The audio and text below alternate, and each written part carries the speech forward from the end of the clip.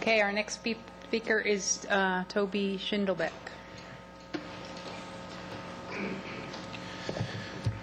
Good evening, Council. Would everybody that's still here for the Second Amendment resolution please stand up? Thank you. California has a new package of laws that have just been introduced which would constitute the strictest gun laws in the country. There are legislative bills that have been introduced but not passed. These include fees and background checks just to buy bullets, banning detachable magazines, and a 5-cent tax on each bullet purchased, among others.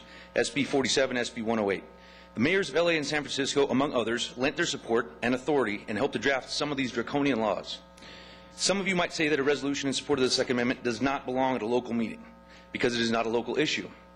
Mayor Villaraigosa and Mayor Ed Lee would disagree with you. Many people other than me would disagree with that false notion. In fact, the Butte County Sheriff, our local sheriff, had the following public statement to make. I am a strong supporter of the Second Amendment, and as Sheriff of Butte County took an oath to uphold the Constitution of the United States. Responsible gun ownership is not the problem. Irresponsible gun ownership is the nexus of the tragedies we have seen. The state of California already has in place a comprehensive body of law intended to keep guns out of the hands of criminals and mentally unstable individuals. California already requires background checks to be performed on any individual purchasing a gun, and a waiting period already exists. There has been a magazine capacity ban in effect since the 90s, and assault rifles are heavily regulated in California. Accordingly, I do not believe additional regulation is warranted in California. And it's not just him. 16 sheriffs in California, 242 sheriffs nationwide have publicly stated their support.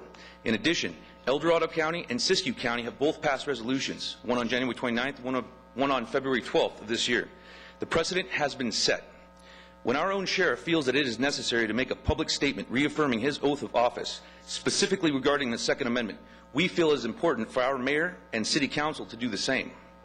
We, the people, respectfully request that you agendize this for discussion at the next city council meeting, which would be April 2nd, where it can be viewed by everyone watching TV and on the internet, not buried in a committee that meets Tuesdays at 8 a.m.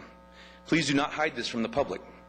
Thousands of your gun-owning constituents are watching to see which side you stand on, the side of freedom and our own sheriff, or the other side, the side that would make criminals out of law-abiding citizens and defy the U.S. Constitution as upheld by District of Columbia versus Heller and clarified by McDonald versus Chicago. Citizens watching at home, visit buttegunrights.com to sign our petition and get more info on how you can get involved. Council members, do the right thing. Stand with our sheriff and your gun-owning constituents. This is not a partisan issue. This is not a right versus left issue. This is a right versus wrong issue. Don't be on the wrong side of history. Thank you. Okay.